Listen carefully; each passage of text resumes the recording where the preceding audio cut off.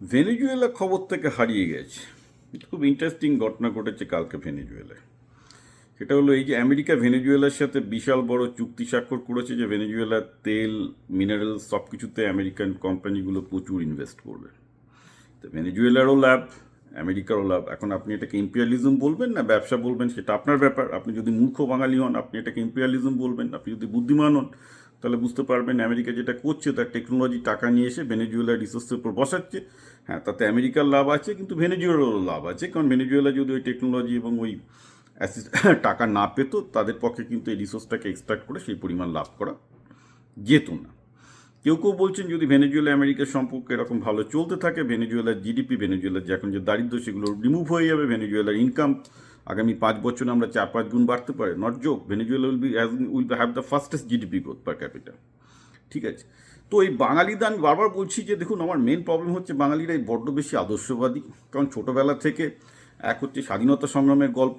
আপনি বলবেন স্বাধীনতা সংগ্রামীরা তো অনেক ভালো ভালো কাজ করেছে, ডেফিনেটলি করেছে, তাদের প্রতি ফুল রেসপেক্ট দেখে আমি পরিষ্কার কথা বলছি। এগুলো আপনার মাথায় ঢোকানো হচ্ছে, কংগ্রেস ঢুকিয়েছে, কিন্তু স্বাধীনতা সংগ্রামেরও সেই ইতিহাসে আমি বলতে পারি যে প্রচণ্ড কলঙ্কিত, প্রচণ্ড কলঙ্কিত। এবং এটাও ঠিক যে স্বাধীনতার লড়াই করে কিন্তু স্বাধীনতা আসেনি। আমি বারবার করে বলছি, কেউ যদি চ্যালেঞ্জ করতে হয় বারবার করে করুক, আমি বারবার করে প্রমাণ করে দেবো যে হিটলারের মতো ওই পাগলটা না থাকলে ভারতের স্বাধীনতা আসতো না। এবং পৃথিবীর অধিকাংশ দেশ যারা ব্রিটেন থেকে স্বাধীনতা পেয়েছে তাদের কোনো স্বাধীনতা সংগ্রাম ছিল না। ভারত হচ্ছে একটা ইউনিকলি এক্সেপশন। ওকে, তার থেকে আপনারা বুঝতে পারবেন, সেটা অন্য ব্যাপার। স্বাধীনতা সংগ্রামীরা মানুষ হিসেবে গ্রেট ছিল, আমি আবার বুঝি, তাদের প্রতি ডিসরেসপেক্ট করার প্রশ্ন ওঠে না, কিন্তু ভারতের স্বাধীনতা সংগ্রাম করে স্বাধীনতা এসছে এটা একটা টোটাল বুলশিট। আর সেকেন্ডলি, আজকে গ্লোবালাইজেশনের যুগে সবাইকে ব্যবসা করে চলতে হবে। ব্যবসার রিয়ালিজম না বুঝে আপনি যদি আদর্শবাদ ন্যায় নীতি দিয়ে চলতে যান যে আমি একা চলবো, আমার সার্বভৌমত্ব, আমার টোটাল বুলশিট। আপনার মাথায় বুদ্ধি কম, তাই মানুষকে আপনাকে ব্রেন ওয়াশ করছে। আপনি যদি ব্যবসার জগতে থাকতেন এই ব্রেন ওয়াশটা হতো না। বাঙালি মেন সমস্যা হচ্ছে ব্যবসার জগতে নেই, যার জন্য ব্রেন ওয়াশটা পড়ে আছে। চাকরি করলে মানুষের বুদ্ধিটা একটু ছোট হয়ে যায়, তাকে যেহেতু বেশি কাজ করতে হয় না।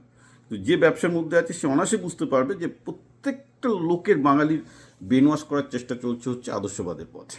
ওকে, ভেনেজুয়েলা গুড এক্সাম্পল। বললেন যে ভেনেজুয়েলায় আমেরিকার নেকেট সাম্রাজ্যবাদ, তা আপনি ওটাকে সাম্রাজ্যবাদী বলুন। এখন সাম্রাজ্যবাদের ফলে যদি ভেনেজুয়েলার লোকেদের ইনকাম 5 গুণ বাড়ে, সেখানে যদি আরও বেশি শিল্প তৈরি হয়, লোকের যদি আরও বেশি ব্যবসা তৈরি হয়, আর সাম্রাজ্যবাদ না থাকার কারণে যদি সেই দেশের মধ্যে দুর্ভিক্ষ, দারিদ্র, ডিকটেটর সব কিছু বসে থাকে, ইউ চুজ ইউর সাইড। সুতরাং এই ধরনের সাম্রাজ্যবাদ ইত্যাদি কথা বলতে ভালো লাগে, সেগুলো ঠিক আছে, কারণ বামপন্থীরা সেসব ভুলভাল জিনিস করেছে। কিন্তু এটাও ভেবে দেখার আছে যে as a individual human being কোনটাতে আপনার ভালো, কোনটাতে আপনার খারাপ, আপনি সেটাকে প্রিসাইজলি ম্যাথামেটিক্যালি বিচার করুন। হ্যাঁ, একটা ব্যালেন্স থাকতে হবে, যে সার্টেন অ্যামাউন্ট অফ অটোনমি থাকতে হবে, আবার সার্টেন অ্যামাউন্ট অফ কোলাবোরেশন থাকতে হবে। যেটাকে আপনি সাম্রাজ্যবাদ বলছেন, আমি বলছি কোলাবোরেশন। কারণ আমেরিকা এই যে টাকাগুলো ঢালছে, টেকনোলজি ঢালছে, তাদেরও তো সিকিউরিটি চাই।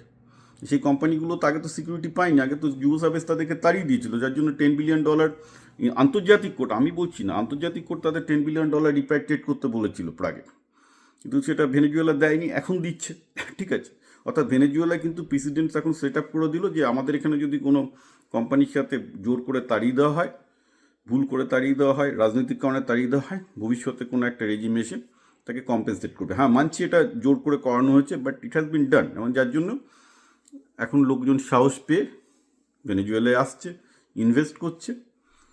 এখন ফরেন ডিরেক্ট ইনভেস্টমেন্টকে যদি সাম্রাজ্যবাদ বলেন, যেটা লেনিন বলেছিল, by the way, Lenin was actually in the thing যে এই foreign direct investment is the highest form of imperialism, এটা আমার নয়, লেনিনের কথা।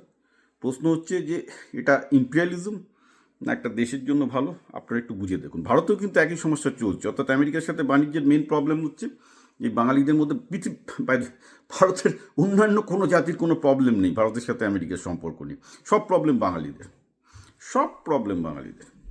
কারণ বাঙালিদের মাথায় ব্যবসা ঢোকে না, ভিকিরি হয়ে থাকতে ভালোবাসে, নাহলে চাকর, ভিকিরি আর চাকর এই দুটো অপশনের বাইরে বাঙালি ভাবতে পারে না।